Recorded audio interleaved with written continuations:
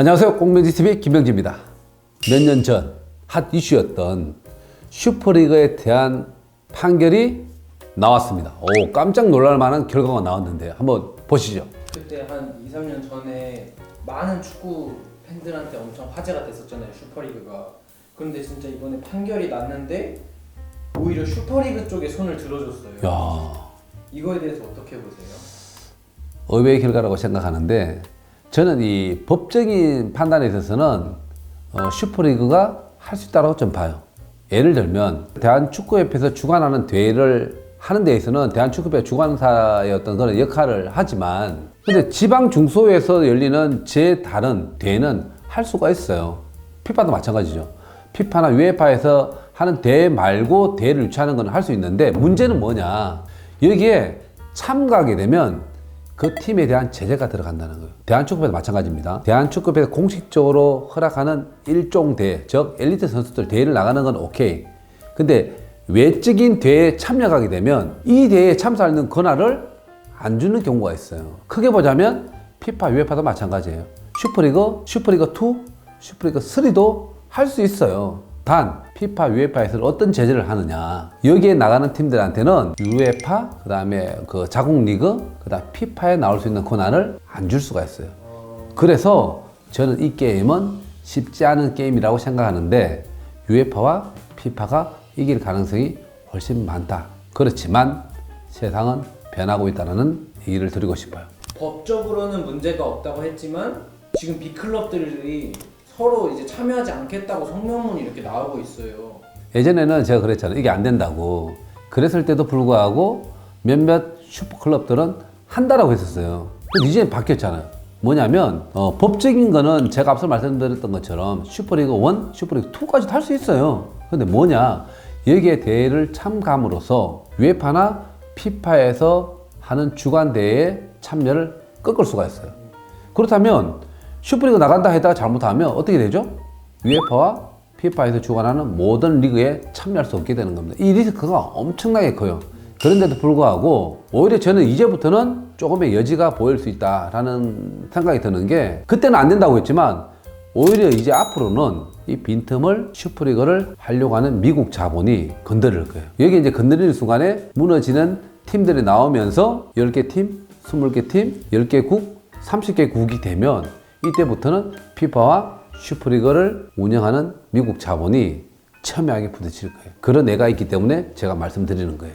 혹시 거기에 대한 그런 예시가 있을까요? 자, 골프를 한번 보시죠. 몇 해 전까지만 하더라도 PGA가 미국 메이저 대회를 다 했었잖아요. 그리고 세계적인 슈퍼스타들이 다 PGA에 있었는데, 여러분들이 아시다시피 사우디 국부펀드에서 정치적인 또 정책적인 어떤 그런 흐름에 의해서 LIV라는 이제 골프 대회를 신설을 했었는데, 이게 불가능하다고 생각했거든요. 근데 문제가 생겼습니다. 어떻게? 엄청난 배팅을 하면서 세계 유명 골프 선수들을 얘기를 하면서 대회를 개최하게 됩니다. 어떻게? PGA 참가하는 것 그 이상의 보장을 해주면서 이동을 하게 만들었던 거죠. PGA에서는 정통성을 가지고서 참여 안 하는 선수들이 있는데, LIV로 이동했던 골프 선수들은 천문학적인 숫자, 천문학적인 금액을 받으면서 대회를 참가하게 되는 거죠. 이 흐름이 축구에서도 빈틈을 노릴 수 있다라는 과정이 예시가 되어 있는 거죠.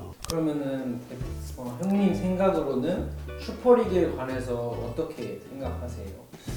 저는 조금 시기상조가 되지 않을까. 예를 들면 구단에서 그 리그와 그다음 A매치, 그다음 FA컵 등등등 해가지고 팀에서 소화할 수 있는 리그 일정이 있는데, 그걸 빼면서 슈퍼리그를 참여할 수 있는 정도의 스케줄이 아마 안 나올 거예요. 만약에 슈퍼리그가 그 빈틈을 노리려면 피파랑 협업을 해가지고 그 인터벌 타임이 있는 시간에만 특화돼서 해야 된다는 거예요. 그 슈퍼리그는 처음부터 긴 스케줄을 가지고 접근을 하지 않을 거예요.